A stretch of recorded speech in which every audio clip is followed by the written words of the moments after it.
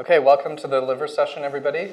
The organizers are reminding everybody that this session will be broadcast online, and so by participating, you consent to this broadcast.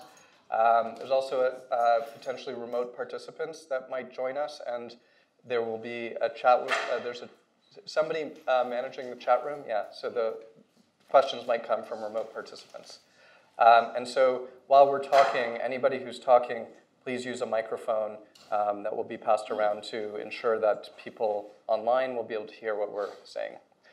Okay, so we have 4 people here who are helping lead this session. Each person I'll let introduce themselves when over the next few slides. I just wanted to provide a couple of slides introduction on where we are right now with the liver project. So for people that don't know about the liver, it's I think as many people know, it's the major metabolic organ, 500 metabolic functions. It's a major immune center. 80% or a majority of the body's macrophages are in the liver, as far as I understand. And it's also interesting because it regenerates after. It's a regenerative organ. 75 or 80% can be removed, and it will grow back. And what's interesting, so I'm a computational biologist, not a liver expert, so as I'm learning more and more, some of the interesting things that I'm keeping track of interesting things that I'm learning. 20% of the world's population is affected by liver inflammation. Non-alcoholic fatty liver disease supposedly affects 20% of the world's population, which is like 1.7 billion people. Also, viral hepatitis affects hundreds of millions of people. So there are major world health problems that we need to understand by studying the liver. Another interesting thing is that the structure of the liver is, a lot of people, I think, one of the last HCA meetings, somebody mentioned that they just think of the liver as a big organ filled with hepatocytes. But it's, the liver is structured with these repeating units, these hexagonal lobules, and then within the lobule there are these the sinusoids that are lined with specific types of cells. And this is quite, I think this is one of the reasons why the liver is the best organ, but we won't say that, but it's an interesting point that because it's a unit that repeats millions of times, studying an individual unit can really, we can focus on a small unit and then actually know a lot about the whole organ, which is different than the brain and a number of other tissues. So there are a couple of maps that have been published in mouse. I won't go into the details of this, and also human. So that's great for the liver community. There are a number of people that have connected in previous HCA meetings, and we hope to connect with additional people here. Maybe I won't go through everybody here, but because some of the people will introduce themselves here. So let's see, almost everybody here is represented in the room and will introduce themselves. So I think that we'll hear about it. Okay, so do you want to go next? Just introduce yourself. Hi, I'm Sonya McParland. I'm a liver immunologist from Toronto, and I'm part of the transplant program at Toronto General Research Institute. So what I wanted to kind of go into is a little bit of the challenges that we've encountered and some of the things that we might want to discuss today, including the handling and the sources of liver tissue and how we dissociate these based on our biological questions. So we have, in our program, we remove lobes of liver to look at the healthy microenvironment, but as we get into disease, we're dealing with smaller pieces of diseased tissue. So this is something we can discuss as a community. What's the best way for us to dissociate this tissue so that we can compare our maps across different platforms and across different geographical regions? The other thing that we're encountering is once we look at these tissues, how do we eliminate the contribution of blood so we can really look at what's tissue resident? And so we can discuss as a group how we'll address that. When we look at core biopsies, maybe we'll look using fine needle aspirates, and whether we're also going to co-sequence blood to exclude the blood contribution. Some of the other things we'll want to discuss maybe is where we should be sampling. Do we sample the disease site as well as the periphery? And do we have access to looking at additional lobes so that we can look at really if the liver has a different cellular makeup based on which part of the liver that we have access to. And again, one of the things we could discuss is when to sample. Do we just sample early in disease, late in disease? What we decide as a group. And then some of the things that we've seen based on our biological questions is sample processing can affect some of the cell outputs. So if we're looking at very, very fragile cells, these are sometimes more impacted by dissociation. But we've had some information from the group that there are some populations that are very hardy within the liver and that can be resistant to freezing and thawing. So this is something that is very interesting for us to share as a group. And then the other thing we might want to discuss is how do we link our single-cell RNA-seq to function, to histology, and what are some of the ways that we can do this to help annotate these different populations, whether we can use immunohistochemistry, whether we can use different types of functional assays. So this is something we can discuss as a group.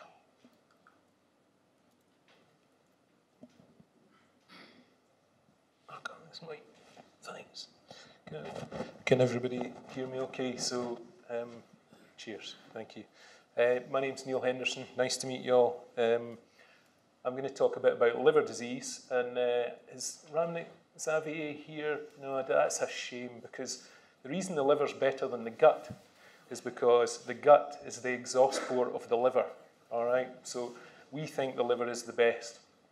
So another reason that we're very interested in the liver is it's got an incredible regenerative capacity. So if you look across just these simple diagrams, our holy grail would be to turn this terrible walnut of a scarred liver back into a nice crisp edge type of liver you might see in the butcher's shop.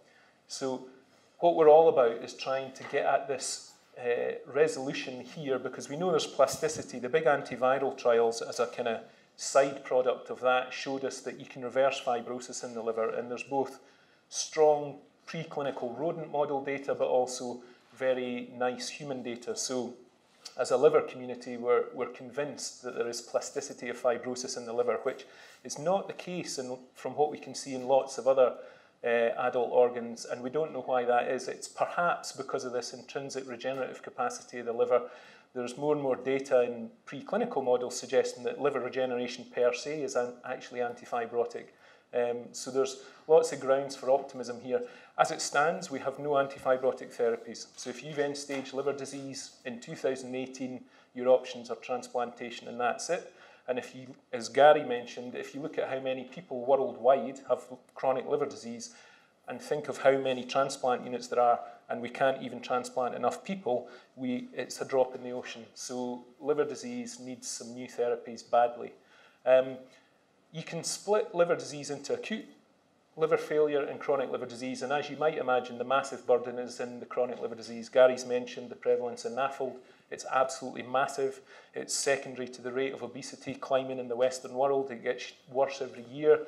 So we are about to reap a tidal wave of liver disease. And I'm not exaggerating. If you look at the trends, this is just going to get worse and worse. This is now the #1 reason for transplantation in many centres. It's overtaken the rest, NAFLD, NASH-induced liver disease.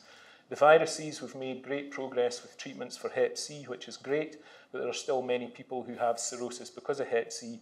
Even though we've cleared the virus, we've got to them too late. Alcohol, autoimmune liver disease are other big buckets. So what we'd like to do is use single-cell sequencing to give us more resolution, to allow us to really get at this trendy term, precision medicine, which is more than just a term. It's all about getting to the heart of what drives these processes. And so we're excited in the liver consortia to use single-cell RNA-seq to really get to the heart of this. So I've listed some of what I've mentioned already here. There are no FDA or EMA approved antifibrotics full stop, so it's a complete open field for treatment here. And this is why pharma have become very interested in this area, because they know if we can get traction with any kind of target or drug, it's a massive market. This is common to, you know, any organ fibrosis. It's a complex orchestrated interplay, which is a fancy way of saying we know that in the preclinical models macrophages are important, endothelia are important, hepatocytes. Basically, you can find data that will suggest if you knock out a certain part of that orchestra, you can abrogate fibrosis. But in human liver disease, we've really no feel whatsoever for who the most important cell types are driving the process.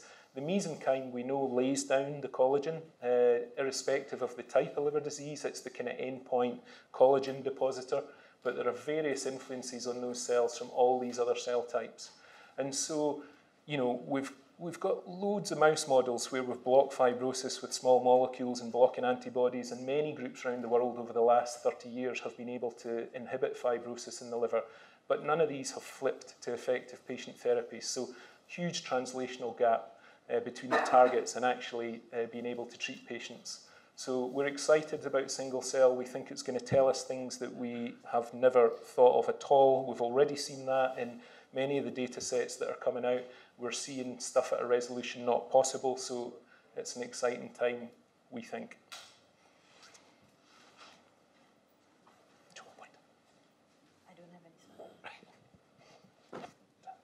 Hi everyone, my name is Haniffa. I'm based in Newcastle, and I'm going to give a little bit of background on development, but also I think to try and sort of start everybody participating a bit more.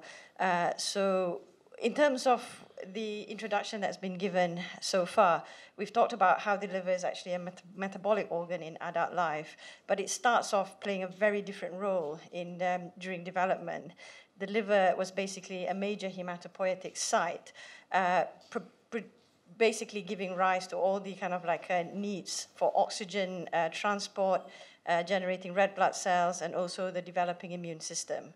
So this is a remarkable step change. And although the liver did this very effectively for a significant period of time during development, it's gradually changed and was no longer able to sort of support this. And that role was taken on by the bone marrow.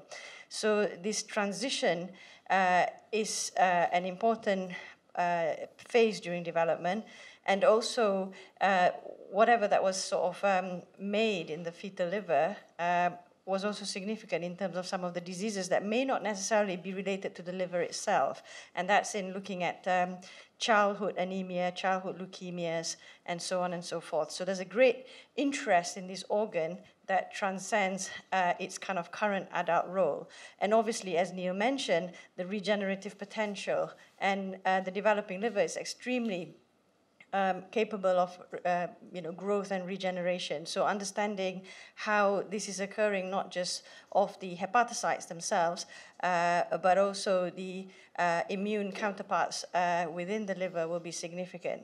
So what we can see here with every organ, and it's a point that was alluded to yesterday towards the end of the discussion led by Chloe Villani in the immune discussion, is how the focus on individual organs will also be relevant to the sort of analysis of the immune system, and vice versa. The analysis of the immune system itself will play a significant role in the analysis of the organ, because we will then have a better understanding of what are transient circulating peripheral blood cells that may be found in the liver at any one snapshot time, but also which are the resident cells, and how we can actually work together in terms of complementing the sampling strategy so we adequately capture all the different cell types. Because it was already highlighted earlier by Sonya about how different dissociation methods will affect the sampling of particular cell types, and all of these additional considerations that we need to account for.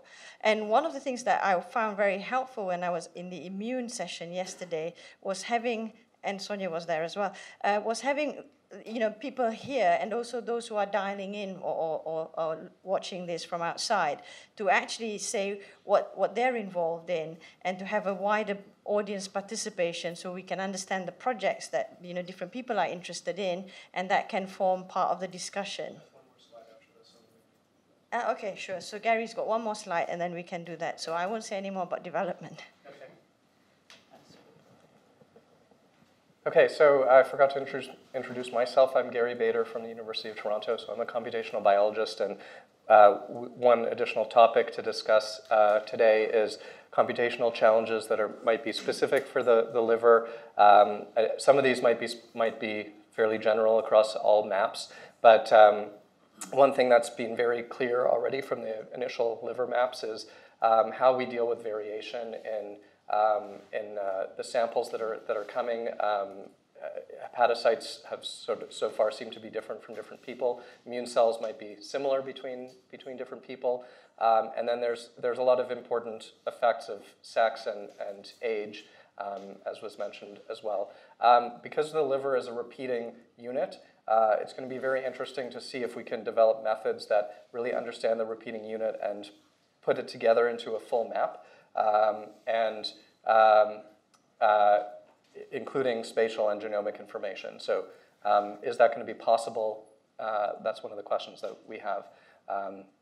So is the repeating unit going to be the same across the whole liver? Obviously, mapping development over time is an important challenge. Identifying rare cell populations, and also, I guess, one of the things that's important in the liver that I didn't mention here is the gradients. So in the lobule, there's zones of function that the Itzkovitz lab, for instance, has shown that there's different gene expression patterns within a cell type that changes over the gradient. And so you can actually identify where a cell is based on its gene expression patterns. So understanding not just cells, but communities of cells and motifs composed of multiple cells types that form a physiological structure like a gradient that's important is something we're going to have to think about. So not just populations of individual cells, but how the cells work together to form important components.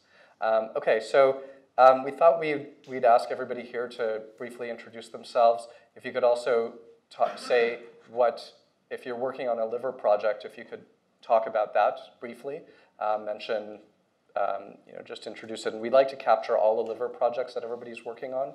So when we report back to the main group, we can say, for instance, how many liver projects we have, and also it's of general interest to the community. So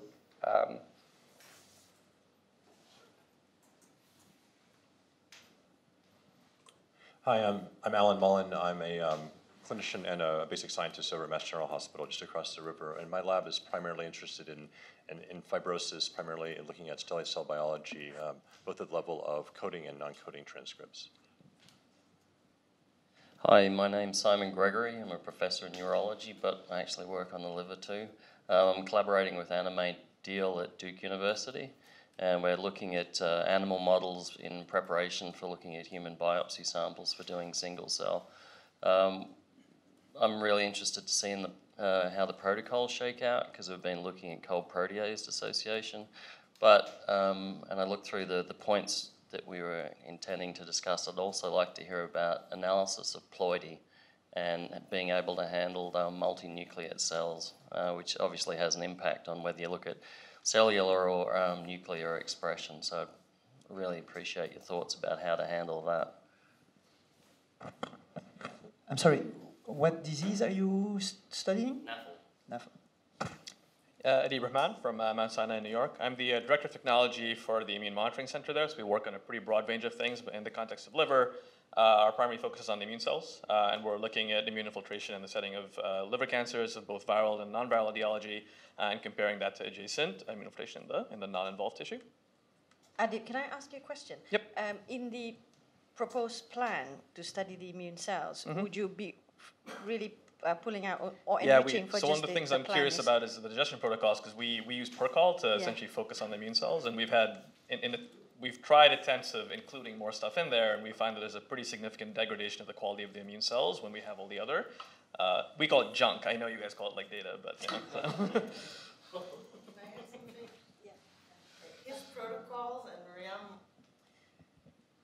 These protocols and Murad's protocols to isolate immune cells out of tissue in terms of the resulting quality of the data are the best I've seen across many labs. Thank you, Dana. You've got an endorsement there. Hi everyone, this is Zhou Chun from BGI, China. Actually, I'm not a liver liver people. I'm more focused on the embryonic development research and pay special attention to the mesenchymal cells. Thank you.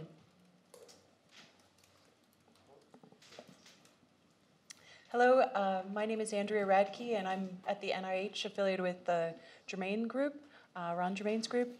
And we've been able to collaborate with surgeons, the Dr. Hernandez group at the NCI, where they're able to resect parts of the liver from colorectal cancers, primarily interested in metastasis, and they do have some prophylactic surgeries of patients that are normal. So anyway, what we've been doing with them is applying multiplexed imaging on the tissues, trying also to do some volume imaging on those organs. And one thing I would just say for disease is appreciating the role for the liver in metastasis is a major site, and that might be interesting in thinking about the atlas, what unique properties of the liver contribute to its role in cancer and dissemination.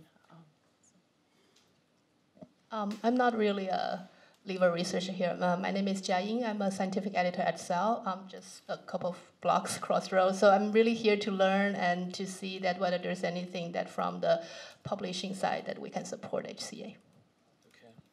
Piero Carnici from RICAN. I'm not working specifically on liver. We do a lot of genomics and discovery of regulatory element, non-coding RNA, and answer, and so on. I'm Percy. My research interest is liver regenerative cellular therapies, but I also run the Cambridge Biorepository for Translational Medicine, and we provide access to liver samples to the HCA. My name is Koh Hong Chen. I'm a research fellow from Genome Institute of Singapore. I'm not working particularly in liver. I just find it interesting. Chancho Han, I'm from Japan. Working with Piero on genomics in general, but my personal interest is on encoding RNAs, in particular how that would be involved in the genetic association signal versus some cell type specificity, and that's why I'm here for the single cell. I'm Dominic Xavier. I'm co-faculty at the Broad as well as at Mass General Hospital, interested in many aspects of single cell, done some pilot experiments with Aviv on hepatocytes. Andrew Farmer, I'm the head of research for Takara Bio, USA. We're obviously interested in developing kits for NGS applications. We also actually have quite a lot of experience in developing hepatocytes from IPS lines. And I have a historical interest in that. I did my PhD in liver differentiation, so I'm kind of fond of the liver. Hi, good morning. I'm Karen Bahar-Halban from Shalavitskovich at the Redmayne Institute, and we're working both in mouse and human. In mouse, we're mainly interested in the spatial organization of different cell types, and in the human, we're working on the malignant liver, on both colorectal metastases and cholangiocarcinoma, and the microenvironment of the tumor and its relation to the healthy part of the liver. Holger Hein from the SYNAX CAG. I'm representing the Standards and Technology Working Group, and we're actually here to see how we can support doing benchmarks and to see where the challenges are in sample preparation and the downstream processes. William Sullivan, I'm part of the metadata team on the DCP, so I'm just kind of interested in seeing what everybody thinks should be captured. I'm Bertrand Young from BioLegend. We've been building our site-seq antibody catalog for several months, and I know some of you are using them already, so if you guys need anything from us, just let us know. I'm Kat Hadjantanakis, and I'm a faculty at Memorial Sloan Kettering in New York. I'm a developmental and stem cell biologist. I'm interested in how cells make fate decisions and how they come together to build tissues. And a particular interest of my laboratory is how the endoderm is specified and how it's regionalized into different organ progenitors, including the liver. I'm Donna Peer, also from Sloan Kettering Institute. I'm here largely with my hat as the head of the computational working group, and I'm here both to hear some of the problems and challenges that you'd need solved computationally to galvanize the entire computational community to sort of solve these challenges, as well as to sort of share and relay computational solutions across the tissue atlases. So this is all part of the consortium, and to sort of make sure that computational needs are served and shared across all atlases.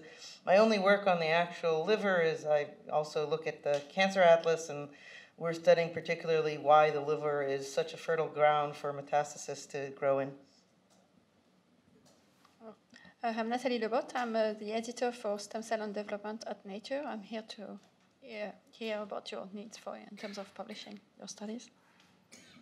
Danny Welder. I'm a neonatologist at EBI, and I'm not a liver expert, but just generally interested in how and what kind of data you're capturing.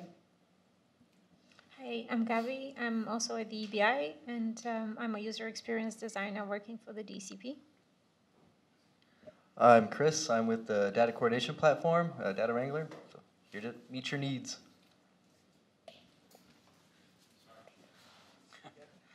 I'm Lon. I work on the back end of the DCP. I'm just here out of interest. Hi, I'm Christian, part of the 10x Genomics. We're interested in developing single-cell technologies and analysis to support work on single-cell, so including the liver. I'm Richard Shorman. I'm the director of the J. Craig Venter Institute, and we mainly work on the immune system in the brain. But we're also developing computational methods that can be used across the board. Jay Shin from RICAN, mainly involved in genomics, but had past experience and interest in liver cell reprogramming. I'm Jenny Rood. I'm here at the Broad, and I provide writing support for the HCA. And my main job here, aside from the fact that the liver is fascinating and I'm excited to learn a lot about it, is to moderate the YouTube live stream. But unfortunately, nobody has dialed in yet. I mean, people are watching, but no one has actually spoken to chime in what they're working on.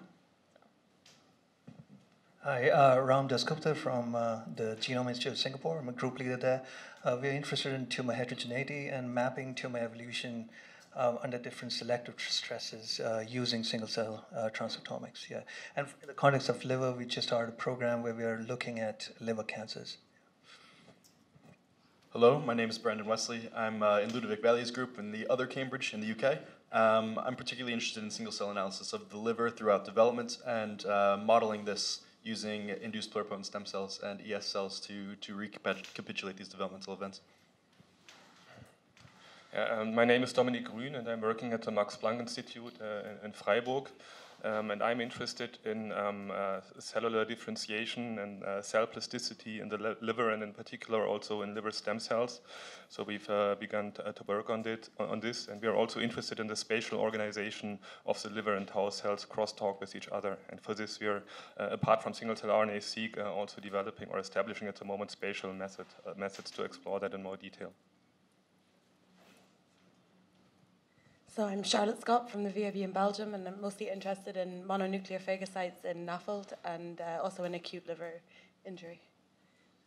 Yep, my name is Martin Guillems. I work closely with Charlotte. We mainly look at the healthy liver. In fact, we're using the site-seq approach. Some of the antibodies came from BioLegend, in fact, where we make a big panel of human and mouse just to also spatially localize the cells with the Akoya system from Gary Nolan, and combined with site-seq for the flow and single cell. Did anyone, did we miss anybody? Okay, great, thank you very much. So that's really interesting because there are some people that I think we should connect with that we haven't connected with as much before. Okay, so some of the questions that we had, I think some of them were mentioned. We talked about already who is collecting liver samples and what types of diseases are we studying. One of the other challenges that we face is that Sonya mentioned is where the liver samples are coming from. So we need to, I think one of the bigger challenges in the community right now is figuring out how maps from different types of samples, what those maps look like. And so Sonya mentioned it briefly, but for instance, we can take the whole caudate lobe, and that's a whole lobe of the liver. If someone takes and so you can, in that case, you can remove the blood by perfusing, or it's easy to remove the blood by draining it. In a fine needle aspiration or some other type of biopsy, you might not be able to do that. People are taking different chunks of the liver, sometimes in the context of inflammation. So liver, I guess, is easy to get inflamed. It's easy for the liver to become inflamed. And many of the medical situations that allow people to get access to liver, inflammation is an important part of the background of the disease. So for instance, just in the transplant program, the caudate lobes come from people that have passed away, and they're brain dead, so they've been declared brain dead, and it's been a couple of days, I guess, plus there might be some background ICU stay and other things like that. So the entire body is like a storm of inflammation, as far as I understand from that. And so when we get the liver, we don't know what the natural state is before then. I think maybe other people could chime in on different samples that they get and what the particular states that we might expect the liver to be in when we get those samples, and other challenges with accessing the samples. So I could add to that, Gary. So like we saw with many of the breakouts yesterday, clearly the sampling protocols are quite different at times. So we have deceased donors. In Edinburgh, we're able to get a piece of tissue before the cross clamps go on at the time of transplant, so we have no ischemic time in someone who's not usually been in ICU. Our normals are offcuts of colorectal metastasis and bulb resections, because we can't think of a better sample for healthy, although we would all love pure healthy. That's challenging in Scotland anyway.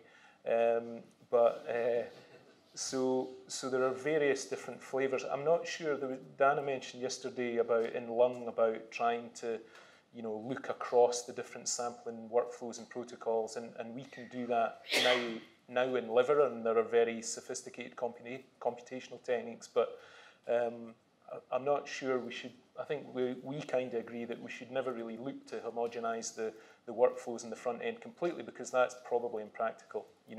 In different centres we do different things because of the way that local centre works, but it'll be fun to start mapping the different data sets to see how much commonality there is, for example, between Sonia's Toronto data sets and ours in Edinburgh, which are procured in a different way, but are we getting the same type of information? So I think that should be fun to look at. Anybody else?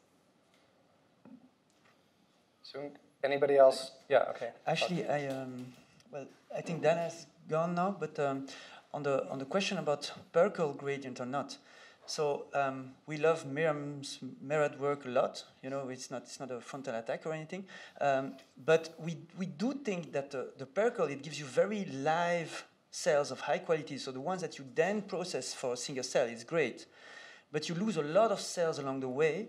And for example, we've seen some of the resident Kupffer cells. You lose a lot of them. You will lose your hepatocytes, things like this. So if you want to look at some immune cells first, you may lose some of them. But that may actually be quite okay. But for the non-immune cells, yeah, that would really not work if you want to make a sort of general atlas. Maybe look at activated fibroblast and these type of interactions. So I think most people in the consortium for the moment don't use gradients. And we think you can really improve the dissociation protocols so that you don't really need gradients. But then the question, of course, is how do you get rid of the dead cells? The way we do it is we do flow cytometry. We remove the dead cells by flow, and then we sort this way. I don't know if someone else has an opinion on that. There are a few others who've raised their hand. Yeah, I completely agree with Martin. So that's also how we are doing it now. So we started with fractionation. And of course, there's always the risk that you lose some cell types. And then we started to sort by flow cytometry from the mixed population. And by this means, we basically get all the populations that you would expect. So I don't think that there is really a need for prior fractionation. Yeah, so most of the normals that we are getting is really in the context of HCC, so it's a non-tumor normal.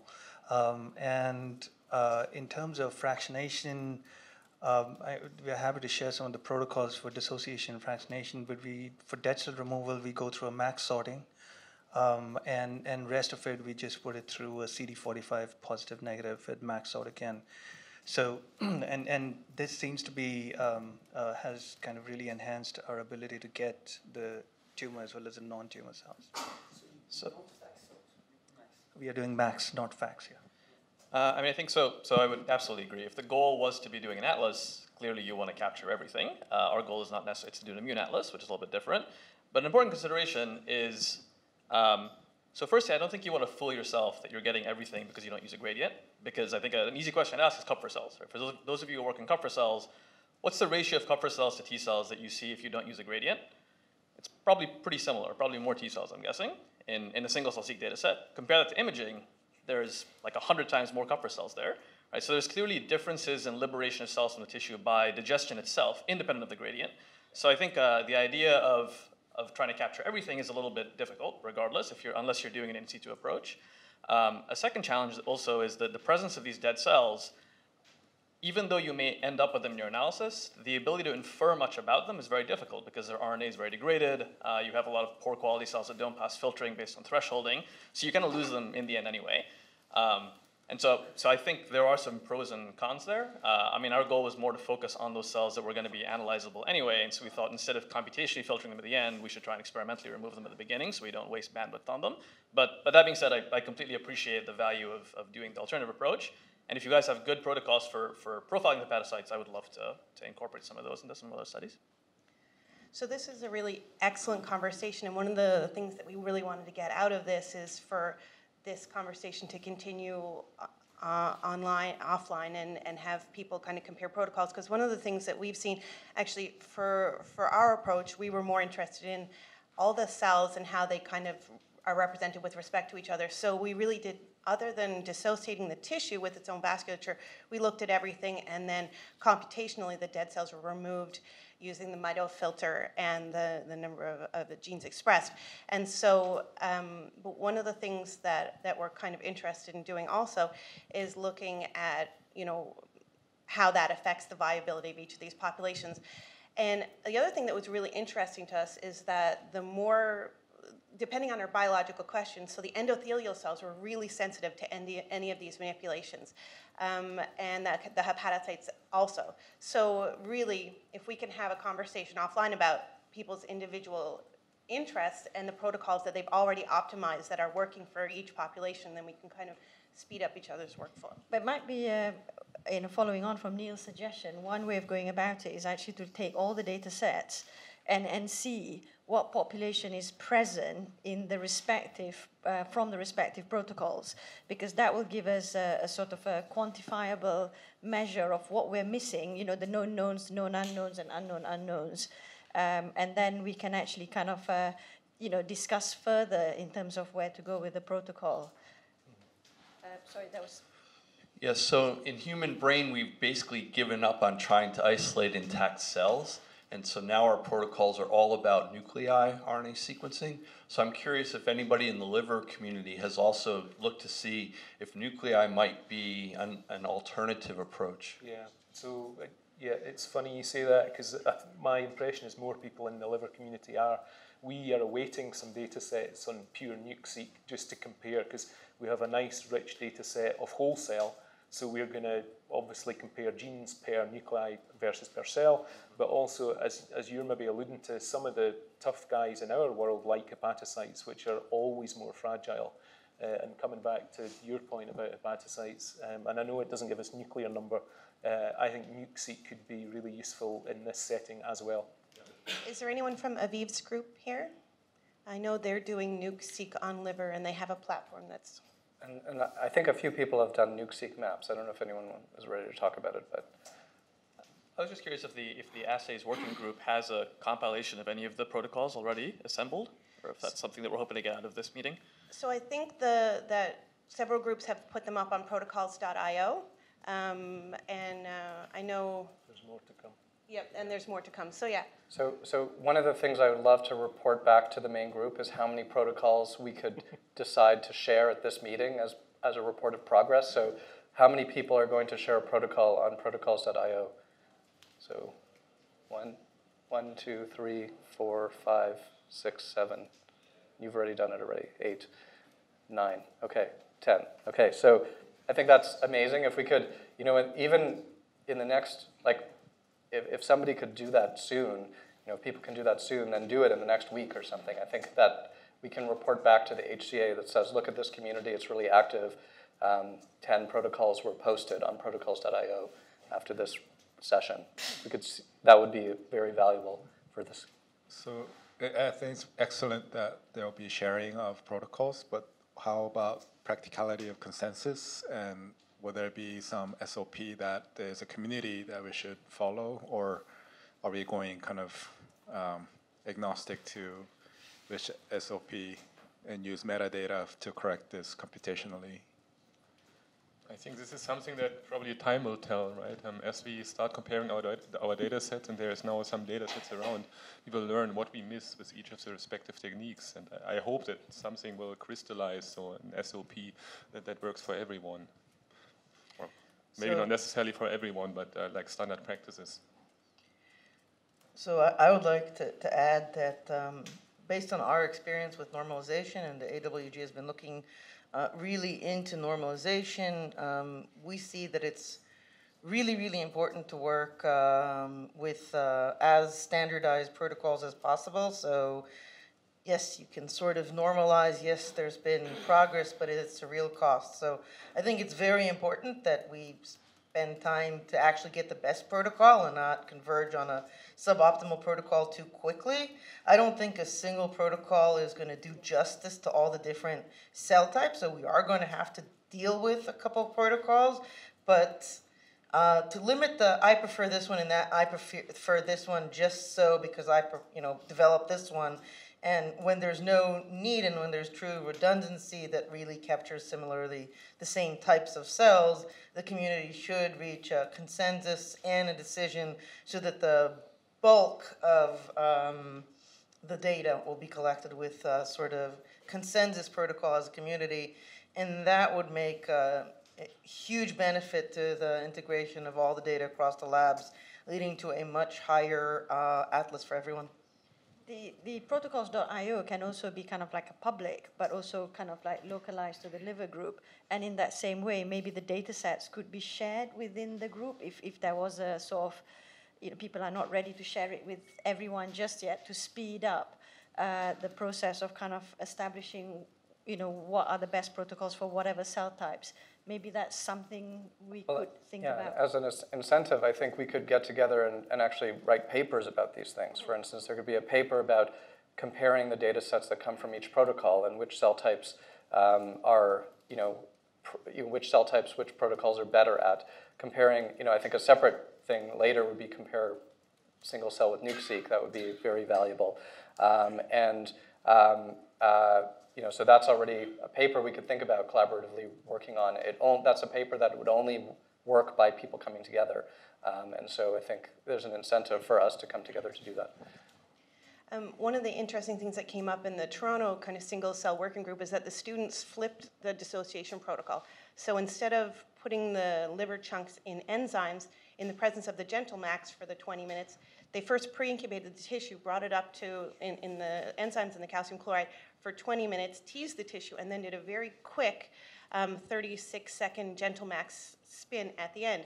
And what they found by flow was that the ratio between the CD45 positive and negative cells totally changed. So you had more parenchymal cells because instead of hitting the cells right away with gentle max, you pre-incubate, you started to tease it apart. So this is some of the stuff we can share on protocols, kind of say, this was our decision based on this little note.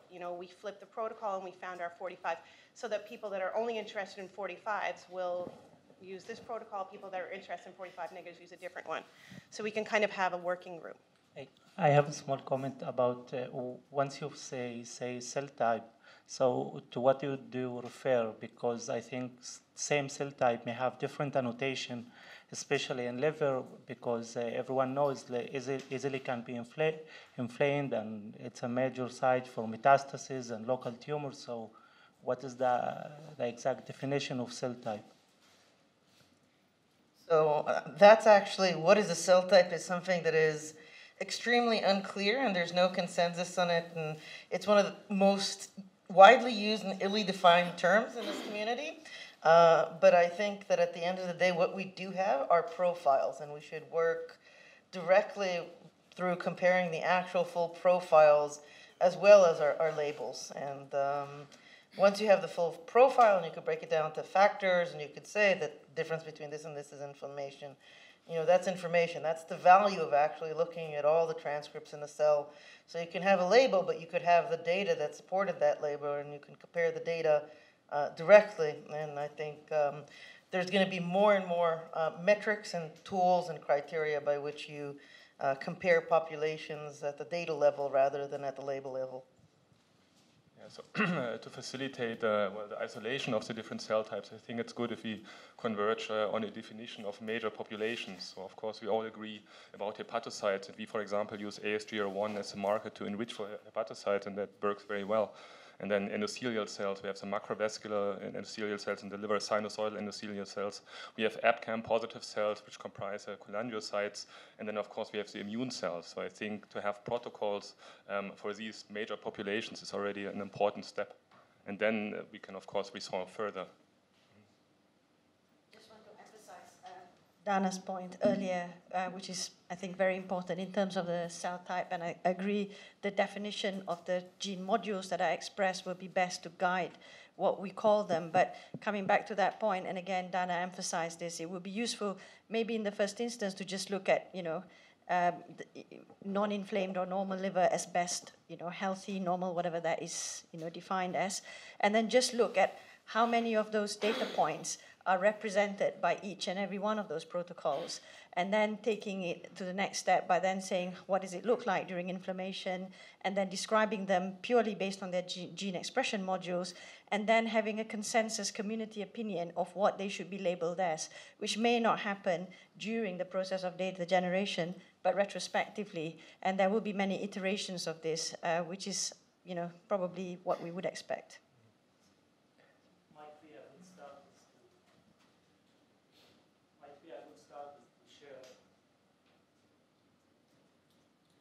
To be a good start is to share each one's healthy liver data set as because each one think there's no healthy liver, no one can dissect a healthy people. So basically correlate the healthy side or whatever it is, just a basic cell, like a cell atlas of the healthy liver, depending on the context, on the methodology used in the field, and then compare it to different inflammations or whatever disease. Yeah, that sounds a good approach. This maybe goes a bit too far at the moment, but I think we should also then think about how we can compare that to systems that allow us to maybe do some follow-up study on the populations. So what we are, for example, doing is comparing that to organoids or to xenograft models, and there we see very interesting differences. So I think in that regard, we should also think about how to model our populations. No, absolutely. I mean, there are kind of several tiers of how we're going to go about it. In the first place is the profiling and what the transcriptome tells, and then subsequently kind of dissecting their functions further, and then iteratively looking at what we should be calling the cells. Martin? No, I was just going to say on the concept that everybody has a bit different healthy samples and everybody has a bit of a different protocol. In fact, what Gary said before would be a good idea. Multiple people are trying to make their paper on their favorite cell, and they zoom in on some things good.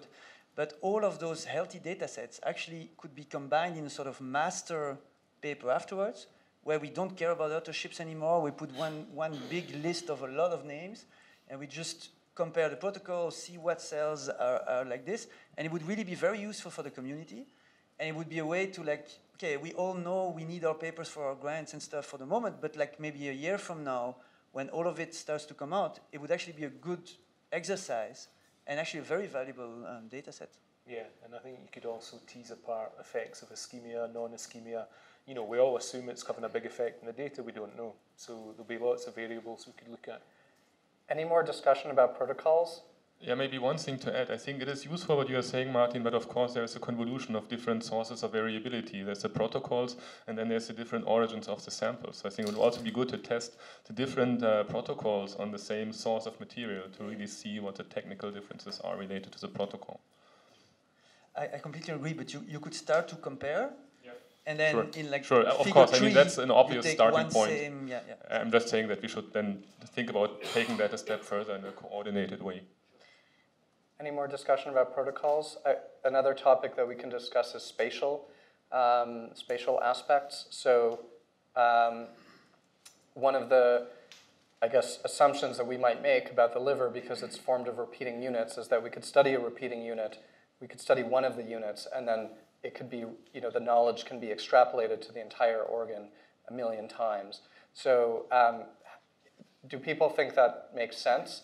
Do we have to sample different geographic regions of the tissue to better understand that, or do we already know that that's true or not true? I've heard that there's certain parts of the liver that might preferentially be affected by disease, so there might be some knowledge in the community that there is some differences in different parts of the liver, but... Yeah, I mean, I would say it's probably too early to say that it would be similar, and we probably would need to kind of test it empirically, because the disease as well as response is in fact quite different in different parts of the liver, especially with HCC as well, right? So I don't know if we can make that assumption right now, right? That might be a good starting assumption, but then needs to be... That's right. Yeah. Needs to be tested, yeah. So you could think of a draft version making that assumption, but then... Yeah. I'm not sure if it's feasible at all to get samples from all the parts of the liver, but I was thinking that maybe it's useful in that regard to look at the mouse as a model, because I mean, if the liver is like really different in different regions of the liver, that should also be the case in mouse. So maybe this is like something that we could use here.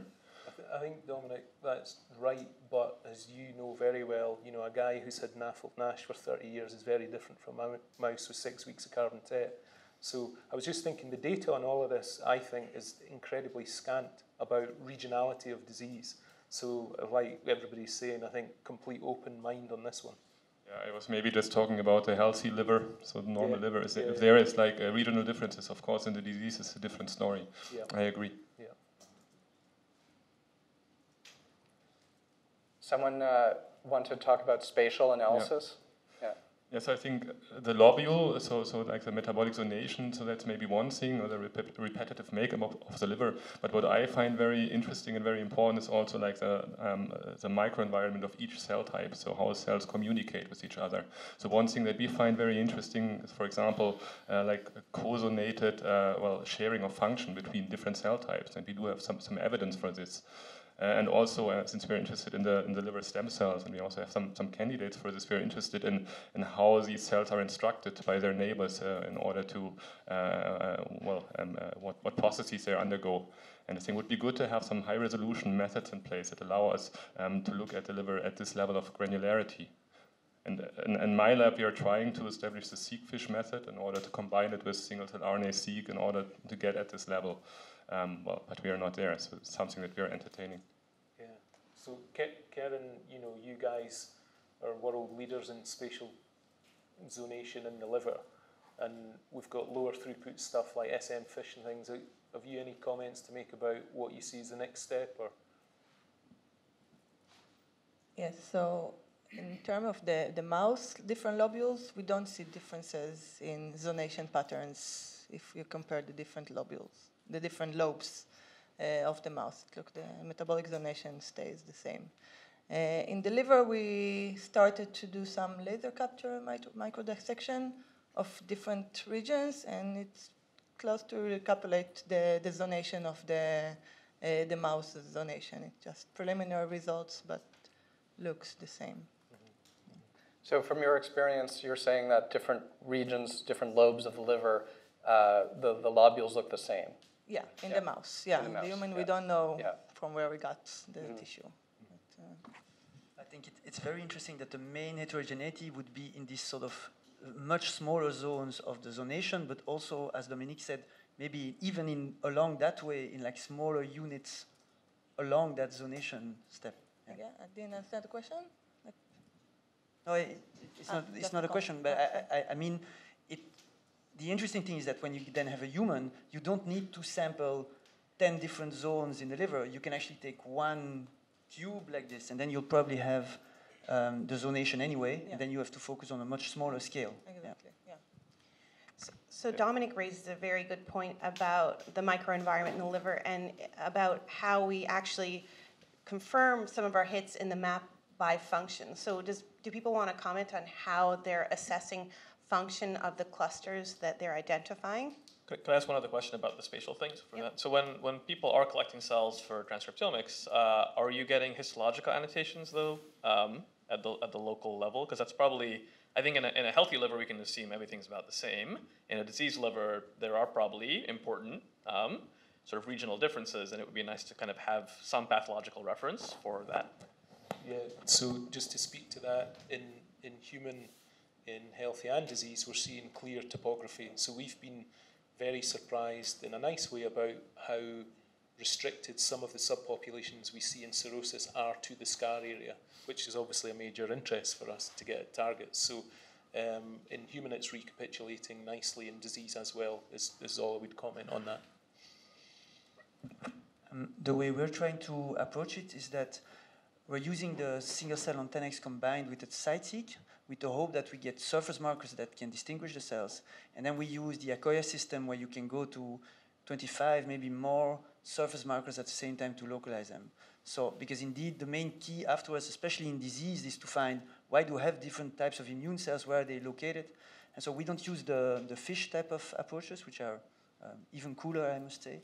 But we use the protein approach. Also because the advantage going to function is that once you have a surface marker, you can sort them in bulk, and then you can actually look at metabolic profiles, ChIP-seq, you can put them in vitro, see what they produce. So this is the approach we would take. Yeah. Just to extend that a bit further, yes, so we're also using antibody-based surface markers, mainly the Vectra from PE. So it's 6 markers plus DAPI basically, but with immune profiling. And in terms of function for the samples that we're getting for HCC, normal as well as HCC, we are also generating organoids. And so then for functionalities, we could do loss of function, gain of function studies, yeah. I think it's great that there is a lot of variation in terms of how this is being done, because, you know, in situ RNA and in situ protein and so on and so forth with, you know, different modalities, either the Vectra or the Akoya, imaging mass cytometry and so on and so forth, that will all, I think, again, very much act in a very complementary fashion, contributing and adding to the data sets in the same way that we suggested that we can use the different protocols and different platforms to generate the data sets and then look at what everyone captures and what may be missing. But I was just wondering whether, from the perspective of the DCP or, you know, the kind of computational side of the HCA, would this be of something of interest to kind of like get data sets from lots of group and to actually see how, you know, representative the different samples are, or is it something better done by the kind of like, you know, smaller, you know, specialist interest groups within HCA? So there is a CZI effort called SpaceTX, which in the brain is doing these comparisons systematically. I'm not sure the answers we get in the brain are going to replicate and be the exact same answers in every tissue. Again, the AWG doesn't do the analysis. It sort of helps facilitate, connect, you know, be a sort of a central hub. So I think the best thing for this community is to identify interested people, and we can help identify interested people if there's no one in the room. I see some people nodding their interest right now, and actually get some of the metrics and the methods and even the Python notebooks and codes that the SpaceTX has been using for their comparisons and apply similar comparisons to the liver. That's notwithstanding that we can invent our own comparisons, but actually having a large consortium of people who have spent a few years thinking about how do we compare, including building robust code for that. I would just port all their metrics and code, apply it to our data sets here, and if new ideas come up, that would be great as well, but it would be a step up in the right direction rather than start from scratch. Dominic, I think, is nodding as volunteers to do the analysis. Yeah, exactly. So I think it's a great idea to use the tools that you guys put together. And I'm not involved. I'm just well, the Space TX team, that's what I mean. And then apply it. And eventually, I think we have to do the comparison because, again, we have to say what is really maybe a biological or an interpatient difference and what is a technical difference. And for that, we perhaps need also the expertise of the different cell populations in there. But that sounds like a very, very excellent approach to this. There was also, at the single-cell genomics meeting, Rahul Satija already showed pure single-cell of one source and then single-cell site-seq of another source, and already those he could combine and then show, making sort of atlas of atlases, so generated on different platforms and trying to integrate them. It's not with the spatial already in it, but already it gives you some idea that it can be done. So a lot of people are working on this type of thing. I wouldn't trust that as is blindly. I would do more systematic comparison. Okay. But I think this is another way of kind of like starting with this. We can actually build it up because you can then use those data sets to then work out what are the best discriminatory surface markers, particularly with the site-seq data and so on and so forth. And then actually for the community to come to a consensus, perhaps gating strategy, because that's quite important. As you all know, different people will want to do things slightly differently. But I think once we've formulated what are the best combination of surface markers, how to pull those cells, and if we sequence those cells and actually verify their identity transcriptionally, that they fit with whatever that had been identified, sort of ab initio or whatever, and then you can have a better handle or sort of more solid protocols for subsequent functional analysis. So again, this is kind of like a series of steps that the liver group could actually be taking on. Well, one small comment on how we do it in the lab, in the Escovitch lab. We still think that the pathologist information that they gather along the years are still important for us. So dedicated to microscopy and laser capture with some, known axis, what you can call it, tumor to healthy or lobule central to portal axis, whatever starting axis you have. Once you collect the samples, I think developing computational tools that can think about different imaginary axes in this first axis will help us understanding the liver zonation much better, like in spatial context, because combining the images is important at the very beginning. Once you have the XY coordinates of the tissue, you have the first data set, and from this, the entire genome transcriptome you can deduce again in new different pathways or zonations, different than the one you started with.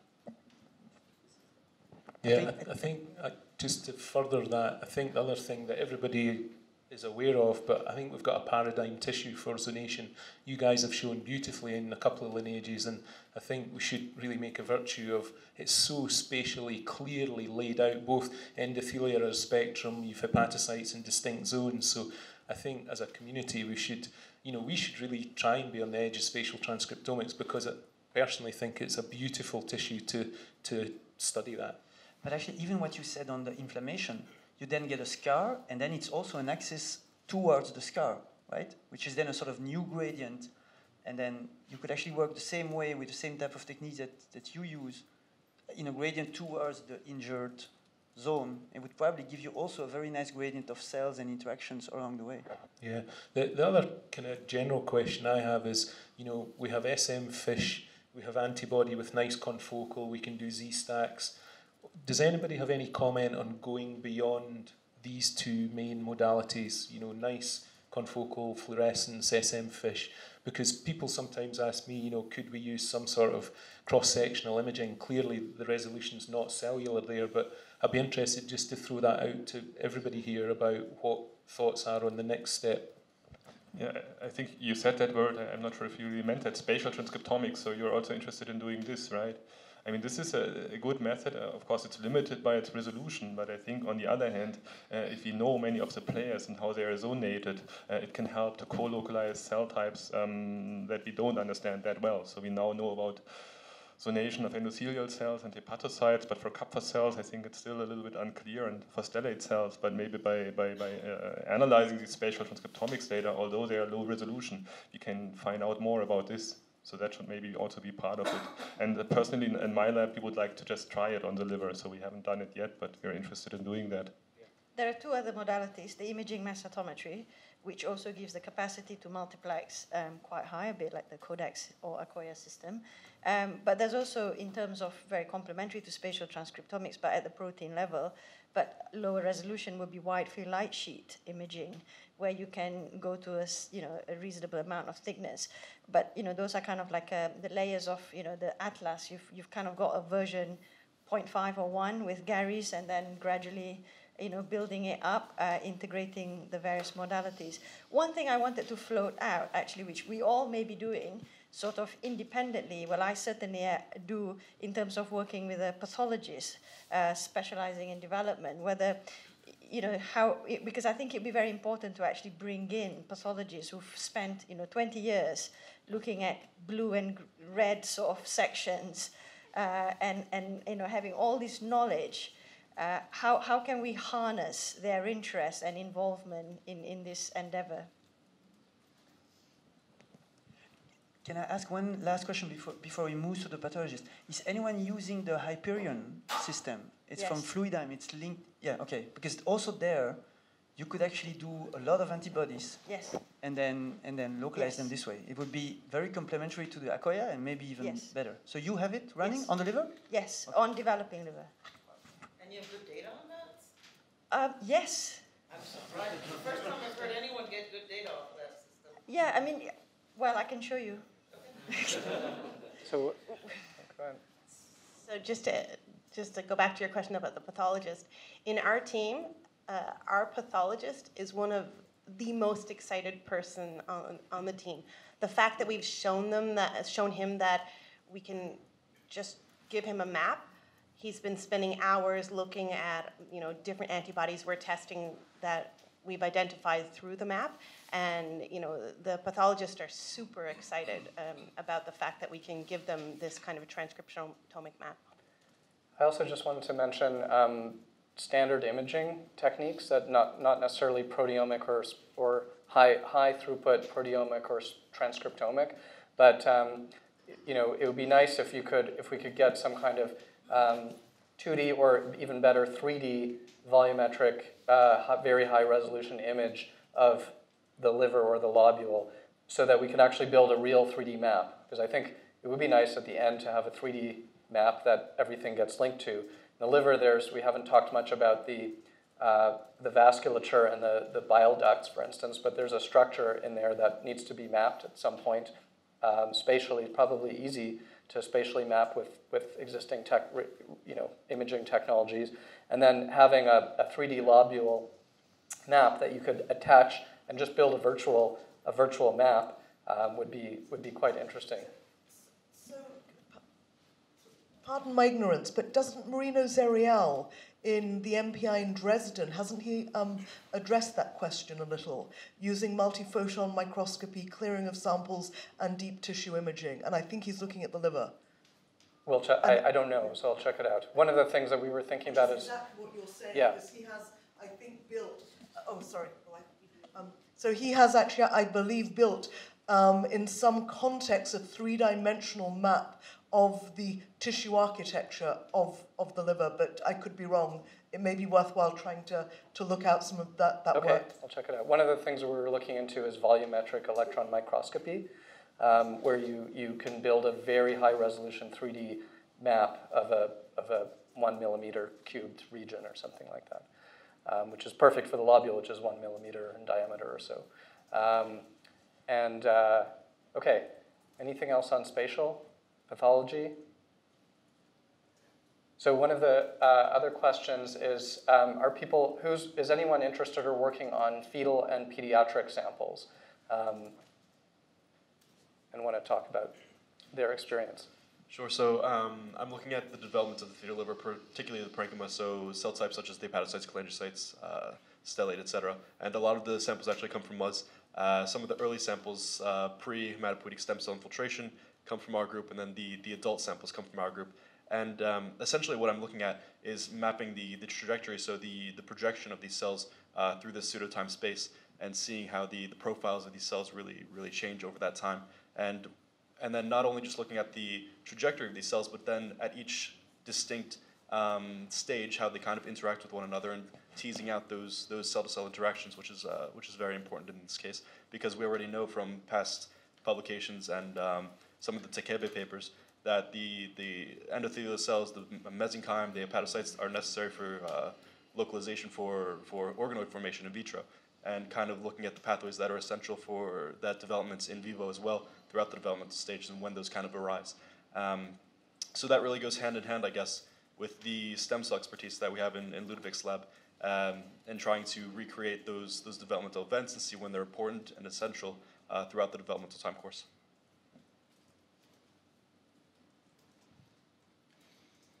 I mean, we've done work on the developing liver. Well, we've collected all the cells, and we've primarily focused our analysis on the developing blood and immune system. Is anyone working on pediatric samples or connecting with pediatric groups? Okay. So we've connected with some pediatric groups at Sick Kids, and they have children that are transplanted for metabolic syndrome, and so their liver is otherwise fairly normal, and so they have about 4 of these explants a year. So we're doing an REB now to have access to that. So that might be an interesting way also to kind of confirm what you found in mouse, that you can sample multiple areas of a liver and see that actually it's a fairly homogeneous. Okay. And another question that has come up is, if we're interested in disease and we're building this map, how can we use the map to help us understand disease? And in particular, some other maps, like the kidney map, has found that disease genes are highly localized in expression space to specific cell types. So diseases might be very cell type oriented. So how much do we know about that in the liver currently? And maybe we could discuss ways of thinking about that. But it's not that complicated an idea, but it'd be interesting to know what people have thought about that and know about it. I think that's an excellent idea to do that in a cell type focused way. And as we have all interests in partially non-overlapping cell types, I think can be organized this way. So our personal interest, for example, is study non-alcoholic fatty liver disease over time, like steatosis and fibrosis, cirrhosis, actually, and then look into the cholangiocyte and the stem cell compartment to just see what happens to these cells specifically. And if people do that with different cell types, would be beneficial to then combine the different data to see how these cells potentially interact with each other during this disease. I was also wondering about throwing out, in terms of disease priority to the wider community, we've mentioned NAFLD, hepatitis, hepatocellular carcinoma, metastasis, fibrosis. Are these the sort of diseases that we should be focusing on, or are there other areas, or perhaps more niche, areas that we are overlooking? And this would be really useful to find out, so that we can capture the wider, broader interest and try to sort of, have a framework of how we should go about incorporating disease analysis into the Atlas efforts. Yeah, and I would add to that, so if we talk about parenchymal fibrosis, NAFLD, alcohol, massive health problem worldwide, is anybody studying biliary cholangiopathies and biliary fibrosis specifically? Is anybody interested in that? I should probably mention the Oxford effort, which is kind of part of the UK Wellcome-funded HCA, and there is, there's some program which is between Holm Ulig and Paul Klenneman studying this. So I guess I'm on YouTube, and so Paul Holm, I've announced this, but Yeah. How many people are studying NAFLD out of interest? NAFLD NASH. How many NAFLD NASH people? Yeah, quite a few. And Quentin.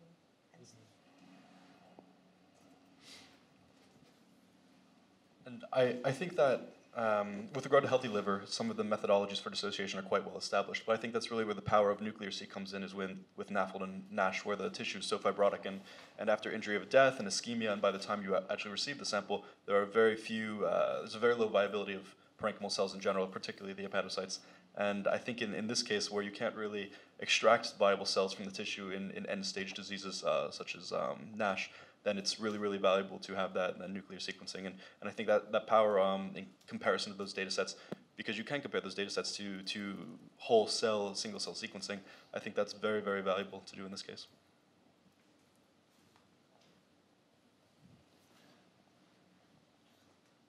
So that's a good point. I want to come back to the fact we seem to be skipping over the multinucleate state of these cells.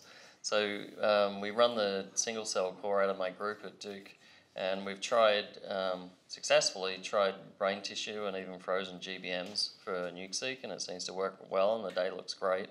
But when we try hepatocytes, I'm really concerned about the statistical analysis and how, so do you come up with some sort of NucSeq type approach where you're labeling nuclei from individual cells first and then trying to associate what the different levels of nuclear expression are within a cell and what the variability is, and like I said before, how you normalize and how you treat those sorts of data, because my understanding is, and I'm not a hepatologist, is that the nuclei within the same cell can be doing different things, so it's not everyone singing to the same tune sort of thing. So how you go about analyzing those data.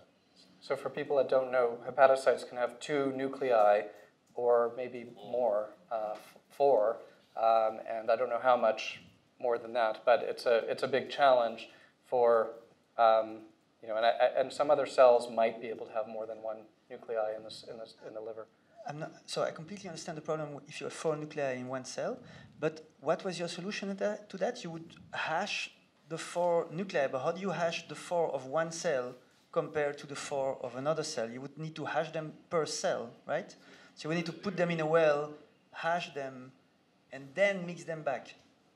Okay, yeah, just so we're clear. So this is probably a problem not just in the liver, because the cardiac myocytes can also form syncytia and such like. So it's a broader, context, broader problem than just liver specific.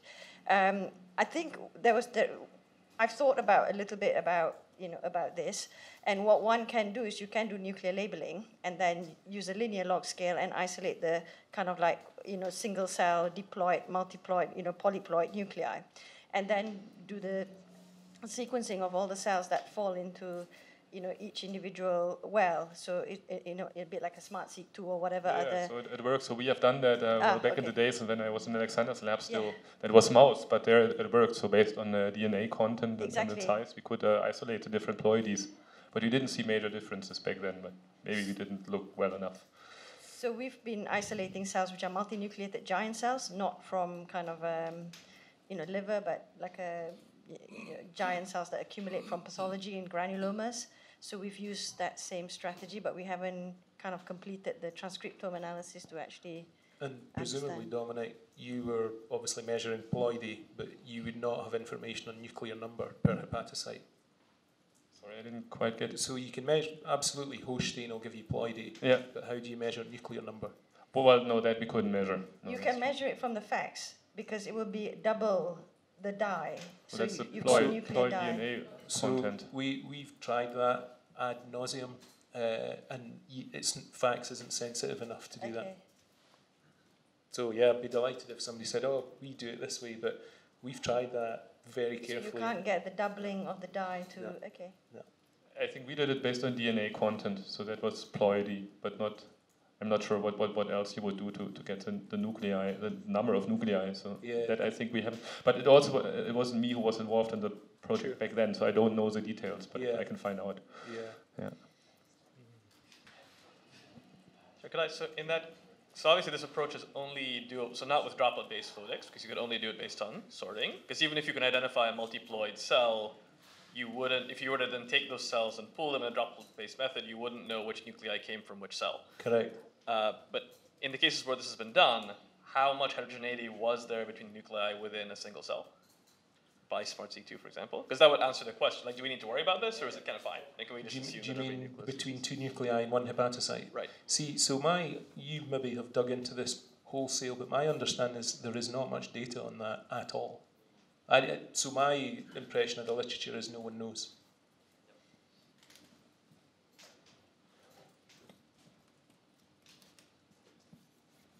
From our experience in imaging, we don't see more than maybe 3 nuclei per cell, and it's like very rare. I don't know, usually you see up to 2. And in the imaging, the only differences that we see in RNA aspect is because of burst parameters, like transcription sites, but I don't think that we saw like a big differences in gene expression within the nuclei, like per gene. I know we didn't check all genes, but and you can use like for ploidy Hecht stain. This we do and combine it with single cell RNA sequencing to distinguish between ploidy. Maybe here also the seqfish could help. So the intron version of that helps you to quantify even more genes. So you can quantify, I guess, if I remember correctly, up to 1,000 genes or even more. So this is quite informative already. And if we would get this to run, then maybe that could tell us about differences between nuclei in the same cell. Yeah. So yeah, did anyone? So I think one difference between liver and muscle with the syncytial cells is that in muscle you have cells combining and making a big fiber or something like that, and you'll never get that to go through single cell technologies. So you'll just lose those presumably, right? Because they're connected in a big mass. Whereas in liver, the hepatocytes will go through and be, with 2 nuclei, they'll be profiled. And then you have to deal with the results. And so what we found, frequently, I guess many people have tried to filter doublets by looking at library size cells that have more transcripts or more counts in general you might think of as doublets. And maybe people don't do that all the time, but definitely it didn't work at all with liver because of this problem. Also, there's a wide range of sizes of the cells. The hepatocytes are quite large. So not only they're large, they have a lot of mRNA content. They have 2 nuclei potentially. And so, and we definitely found that the hepatocytes were definitely at the higher library sizes in our map. And so, each cell type is going to have its own profile for what you expect. Its expected distribution of transcript counts and sizes and other things, and we probably need to think about that from a computational point of view. What's the signature? What's the expected signature of an output of putting a cell through a single cell transcriptomics technology? Dana, you wanted to? Yeah, so you don't have to go all the way to liver, but the whole library size for detecting doublet is a disaster. There's been quite a few publications, mostly on bioRxiv, that shows that that is the wrong way to do it. You don't have to go to liver. You don't have to go to multinucleated cells. There are a couple algorithms for doublet detection, including one that we actually never bothered to publish because I'm too busy. But it is on GitHub, which are based on just looking for cells that seem to be a signature from 2 clusters and a couple other statistical methods like that. I actually think the field should go more and more towards some type of cell hashing of the type that either Satija showed with antibodies or Jimmy E showed with just mixing a couple of different donors in one tube, so you could use the genetics to detect them, because this way, you could put more cells in a lane and save money, or load things up together. So it's a money saver, and it's a very effective way to clean out doublets. So I think looking at library sizes is a disaster and does only bad things, whatever tissue you're looking at. And there's a couple of computational methods coming up that are pretty good at clusters, or less good at trajectories. And then there's the experimental ideas of putting multiple donors and using the genetics, or labeling samples and putting multiple samples and just getting doublets through some experimental read. Yeah, I completely agree with Dan on that. We hash everything at this point, and I think all of the doublet removal attempts we tried before are garbage in retrospect, because now we can go back and reapply those on known doublets based on hashing, and it doesn't work. And this has been the case. It's not just single cell seq, because for site-off, historically, this has been another problem, and like cellular barcoding for most of these assays, it's a huge. It doesn't, but if you hash a sufficient number of cells, those are down to about like 3% of your overall. The hashing. What I'm trying to say, the best thing to do is hashing is highly recommended, and once you hash, then you can do the final step using some computational method. But between computational sort of cluster doublets based on distributions and experimental hashing doublets, you can clean out most of your doublets in a quite effective way. And lower costs because you can shove more stuff in a lane comfortably. But one of the main problems is doublets that are within your sample and that are not coming from the fact that the two cells start to hug each other during the sampling, but in fact in the Shaleviskovic lab you used it to actually find the spatial interaction. So if the doublet is there from the start, from the dissociation, the endothelial cell sticks to the hepatocyte, then the hashing doesn't solve anything, right? The hashing only solves. It only solves stochastic. Yeah. Like so, But those are. Do people see that a lot? So we see, for example, Kupffer cell endothelial doublets. We think they're mainly because they're attached to the endothelial cells in vivo already, and we're not sure it's a doublet that is formed afterwards. We think you just still have it from the in vivo. So we haven't done this for single cell seq, but for site-off, the way we do that, so it's the same problem, right? The doublets are a function of your acquisition speed. So the more cells you load, the more those stochastic doublets happen.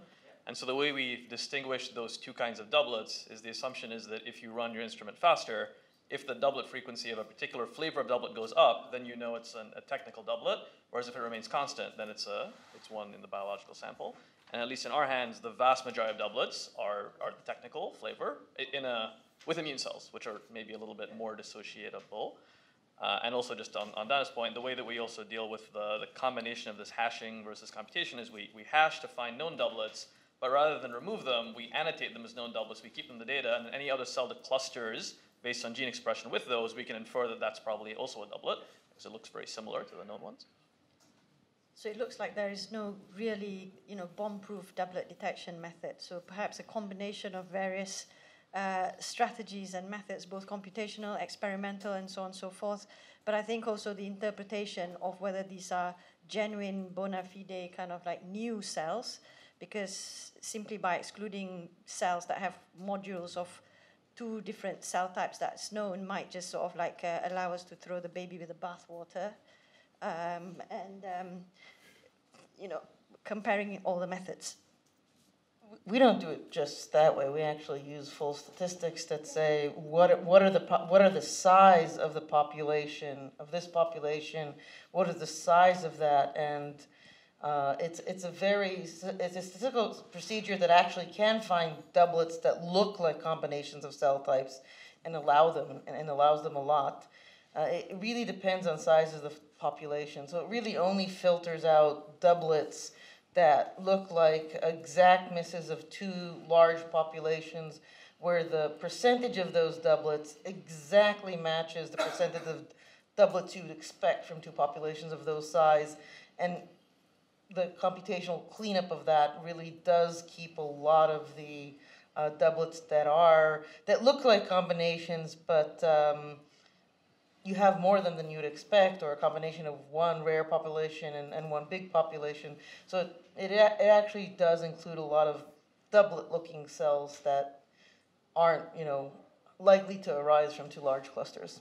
Now that's a very good point, because it shows that we really do need to have multiple methodologies and interpretation and robust analysis.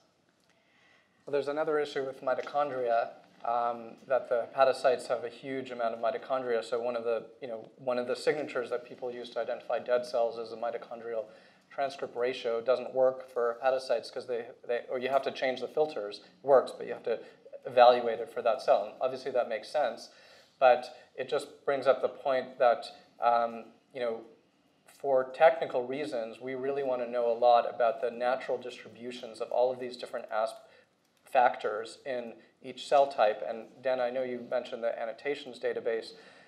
Is there a project that we need to think about that is not just gene expression, lists of genes that are expressed, but a range of properties for cells? Eventually, it's like a cell type database that you could talk about it as a list of genes that are expressed, that are markers, but you might also want to talk about factors like inflammation, capacity. I mean, it really gets back to the big question of cell type, but, is there for instance, it would be nice to have a database of, at least even for liver, of the types of signatures that people have seen for all the different cell types. Like, these are the range of, this is the distribution of library sizes that we tend to see. This is the distribution of mitochondrial content that we tend to see. This is the amount of cells that look like they're dead versus alive, because that could give us information about the robustness of cells, and that would, all of these things would be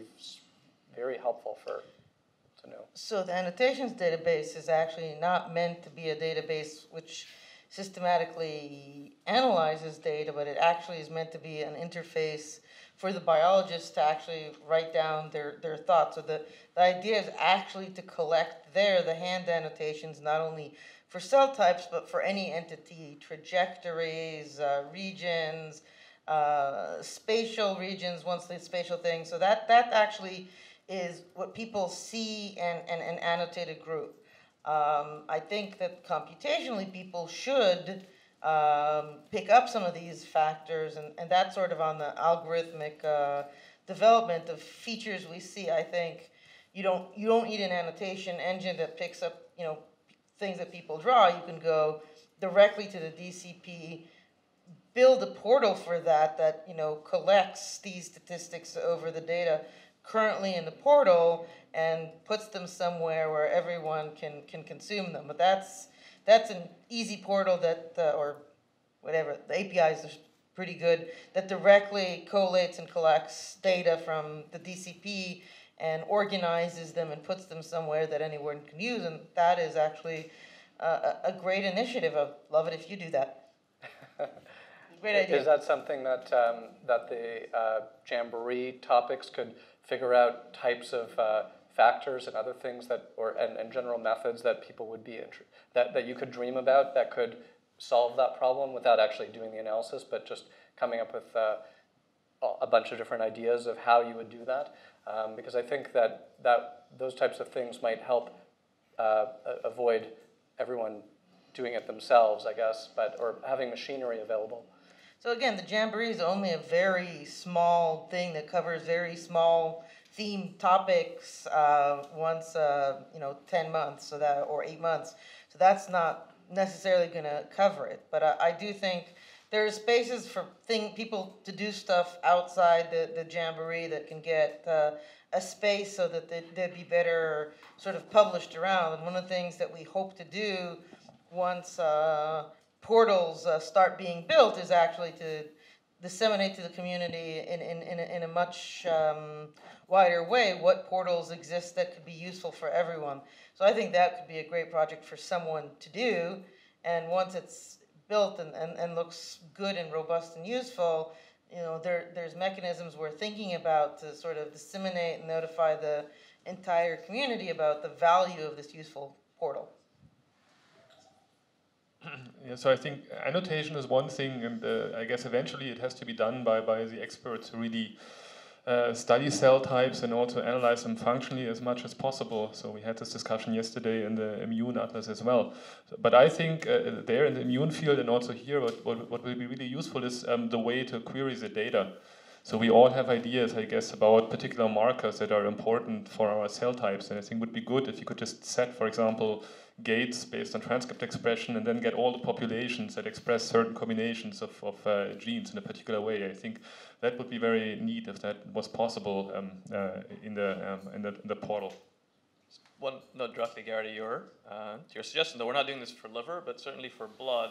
So one of the things that's been very useful for this in our hands has been CiteSeek, because the nice thing about CiteSeek is you now have a completely orthogonal method to identify your cells. So we've taken all the kind of standard canonical immune cell types in blood identified by antibodies, and then all these kind of features of things like UMI count and mitochondrial content and things, we're mapping all of that now, and it certainly does differ from cell type to cell type. So I think the corollary that comes out of that, I think, is that when thinking about filtering dead cells, for example, from an experiment, rather than doing that up front, a better workflow might be to try and identify your cell types first, and then within each of those cell types, do some of this filtering of trying to remove sort of dead cells of that particular flavor, so you don't end up accidentally thresholding, your high mitochondrial content cells accidentally.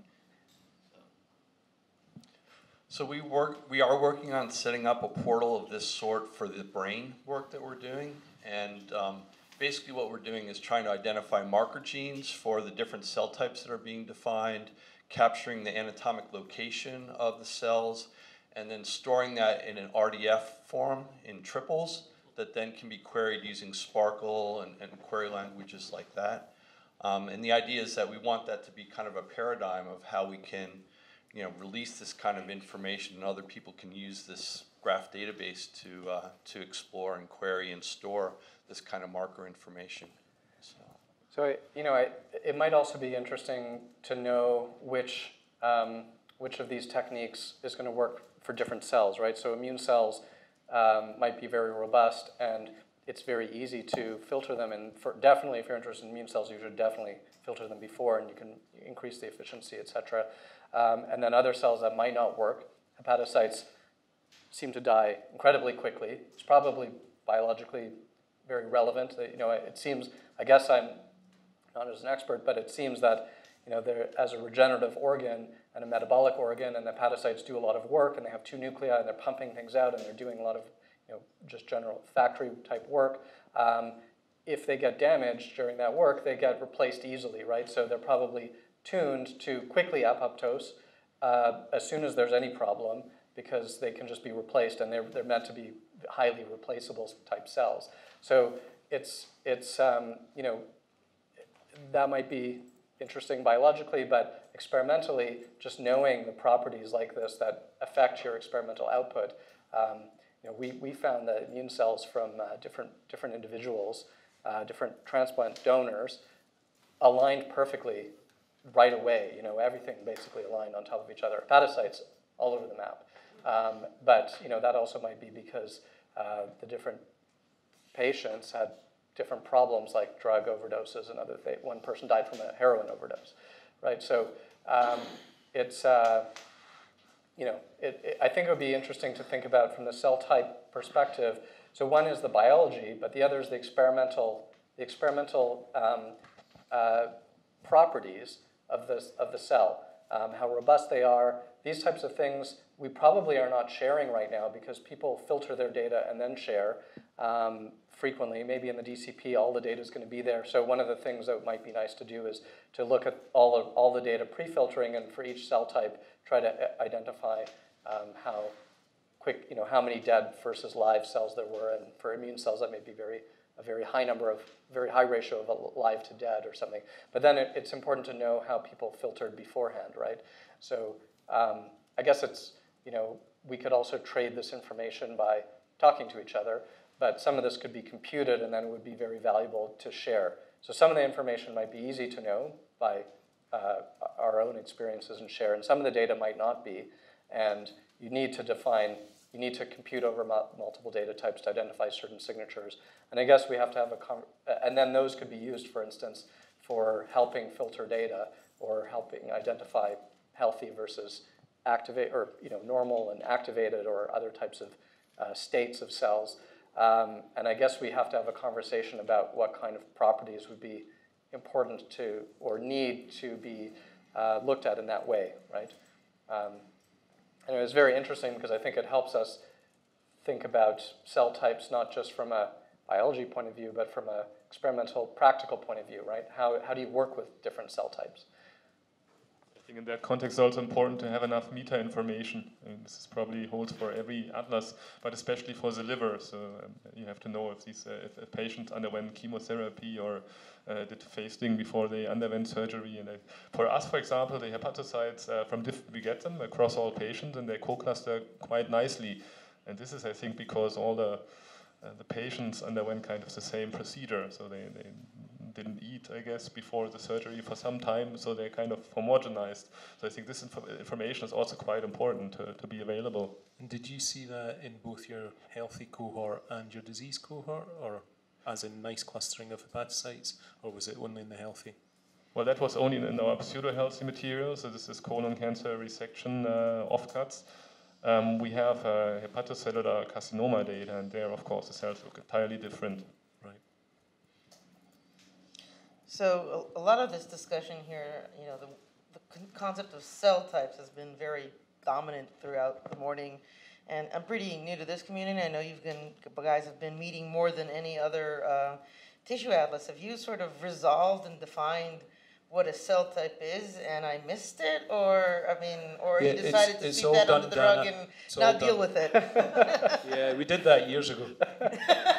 So it's interesting that it hasn't been, like I was at the immune session yesterday, and cell types was, you know, people were arguing about cell types, right?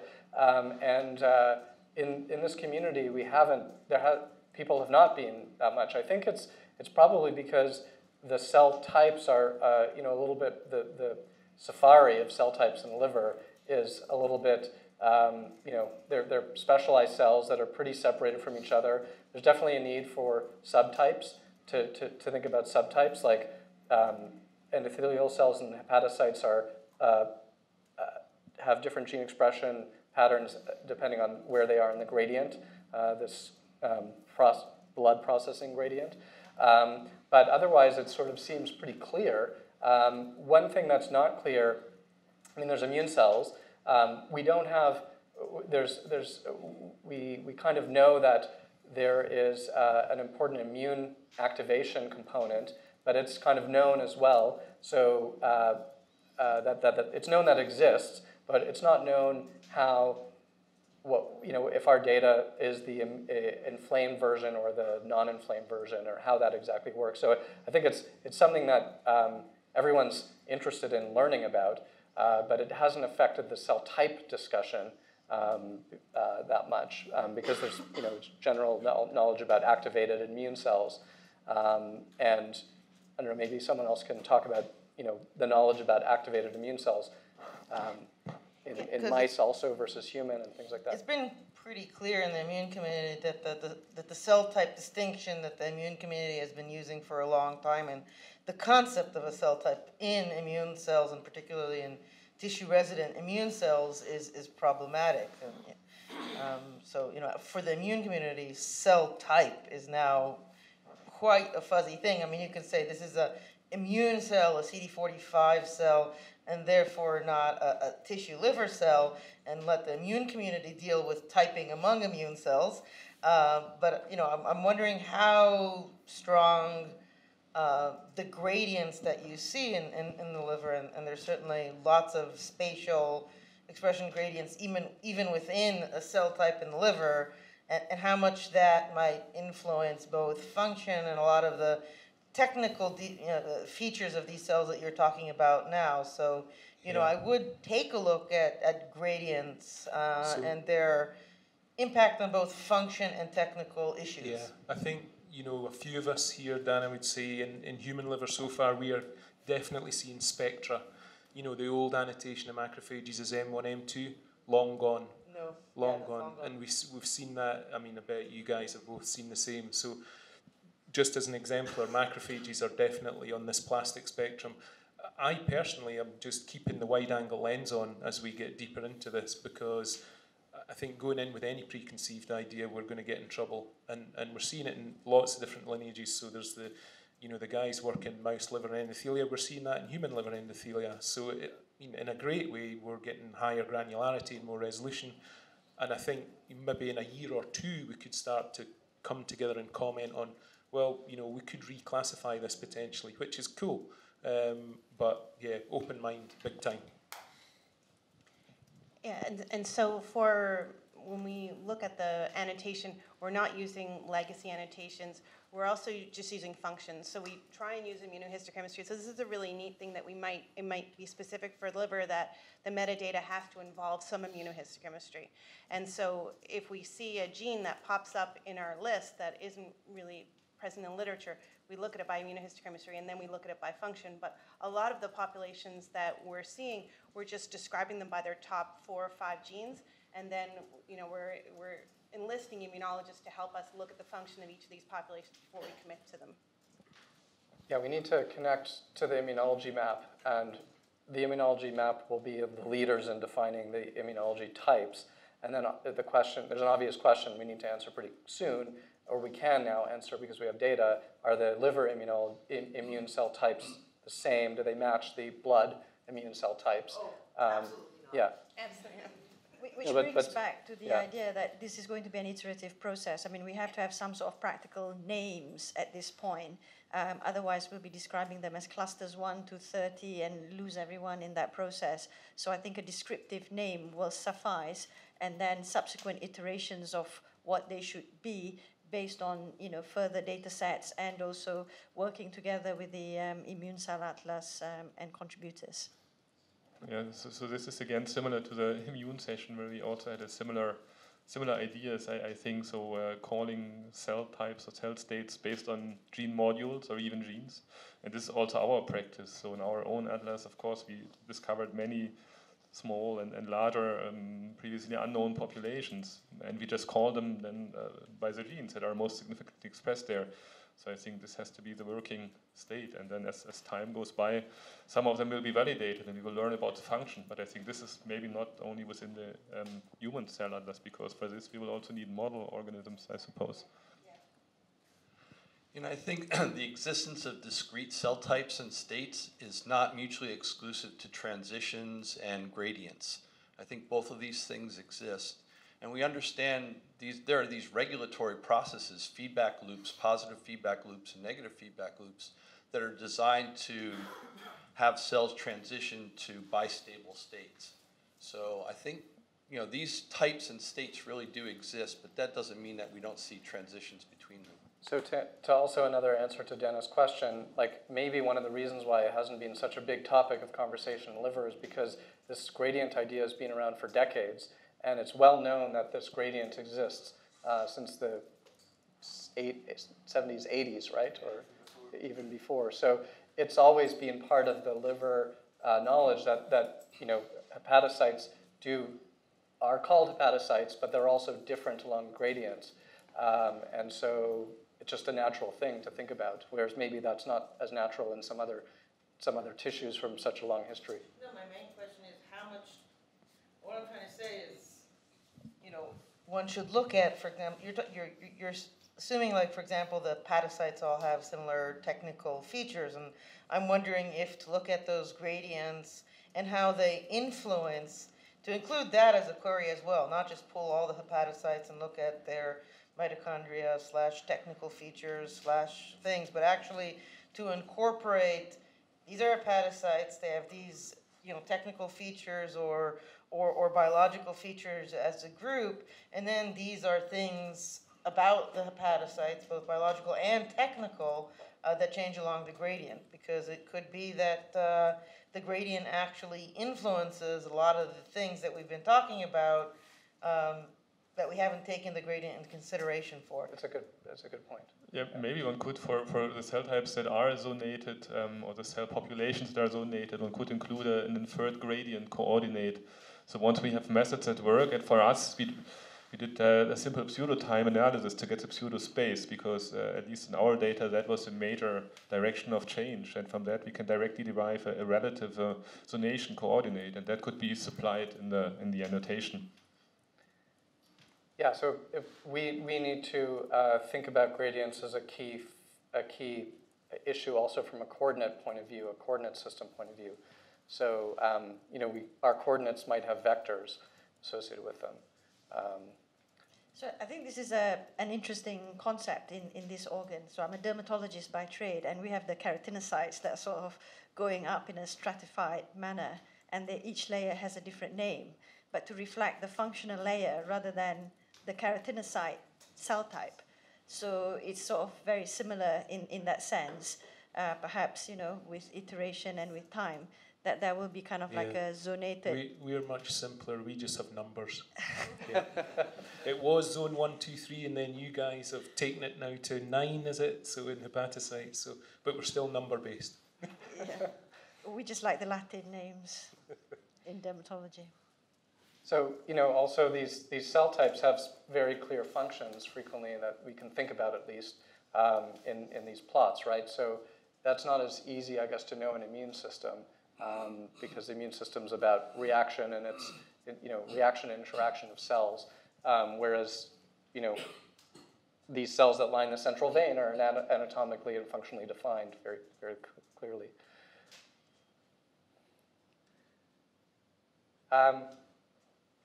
Okay, any other, I guess we still have some time, 5-10 minutes. Any other comments? Just out of curiosity, is there special treatments required to extract endothelial cells from the liver?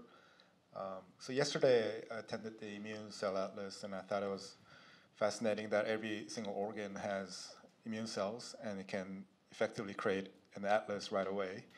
And I think endothelial cells could be another atlas in itself because every organ has a blood vessel.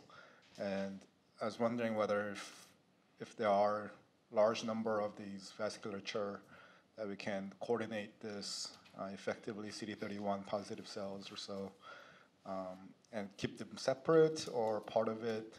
But I think some sort of coordination across different atlas will be very powerful.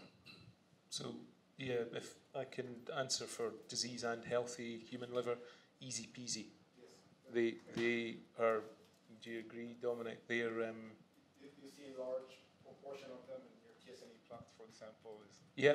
You always get them. You always get a healthy yield. We use 31 to try and take everything, and there are many subpopulations, just like the mouse data, in health and disease. So endothelia seem to be straightforward. We had to work a little bit harder for the L6, so we enriched them with CLAC4G. Yeah, we didn't need to do that. Yeah, I think it depends on how many cells you sort. So if you do enough, then you will have enough of them as well. But even if you don't get enough with additional enrichments, you can get all the major populations. Yeah. I think it's a very good point, actually, about the cells being pervasive and the context of the immune cells being pervasive, but the endothelial cells being pervasive by that in multiple tissues.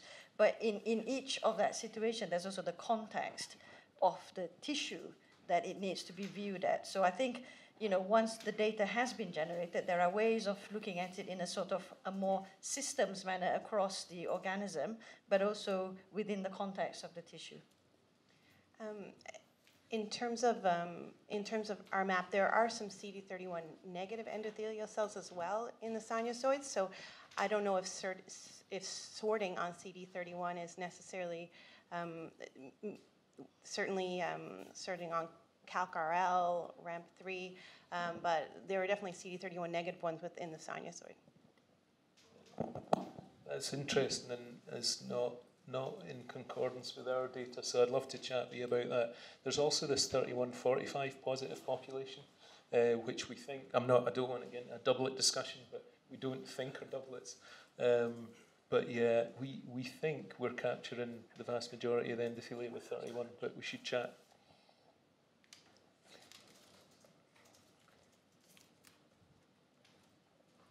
Any other comments? One other thing that came up earlier, there's someone here who said they were looking at site-seek from a technology point of view. Did they from a company maybe, or? Yeah, okay.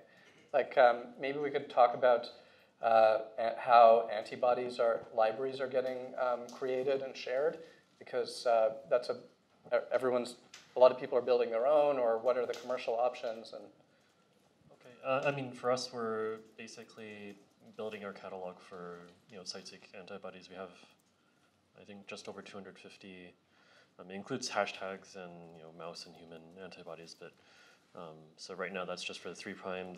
The 5' stuff is coming out later this year. And it's in combination with the 10x platform.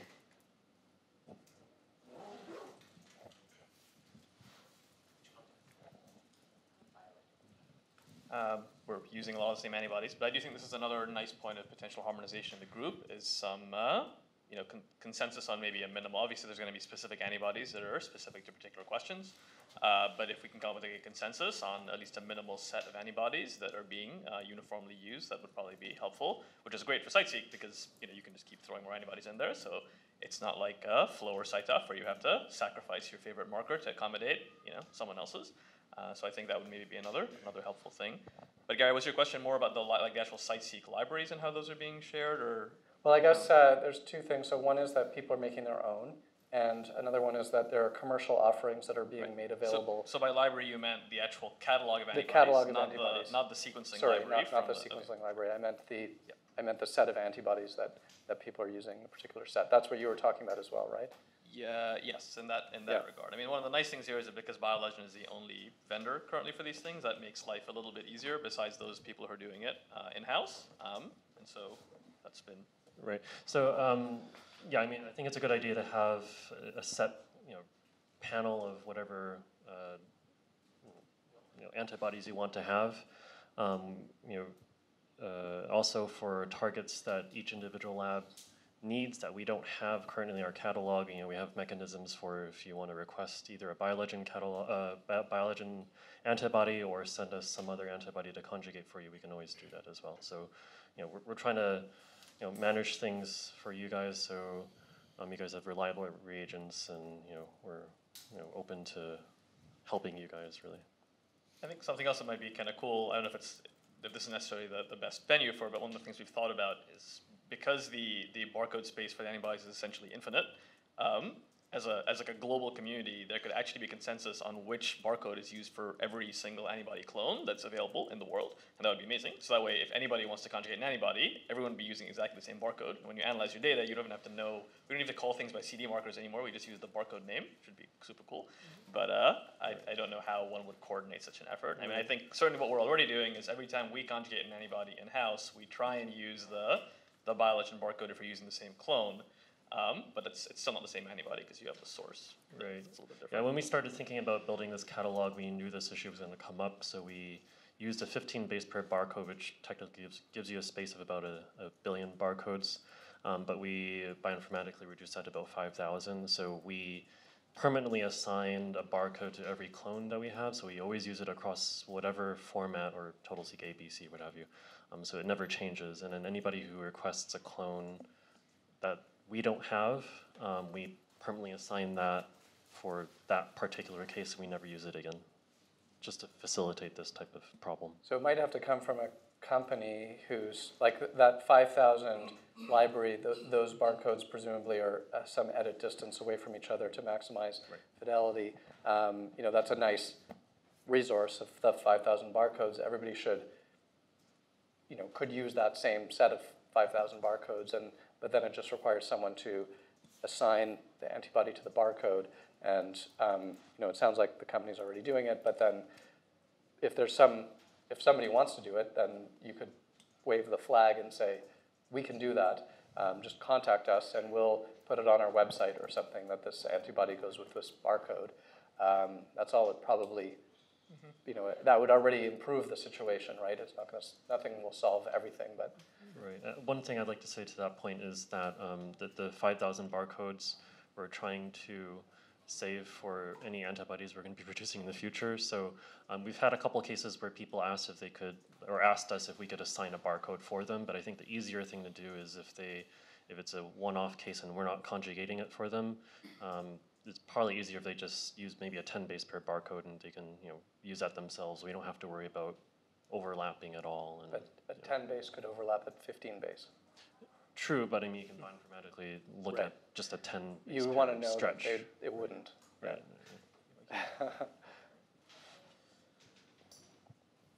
Okay. Any other comments or questions at this point? Is there anyone on YouTube that was interested in asking a question? Okay.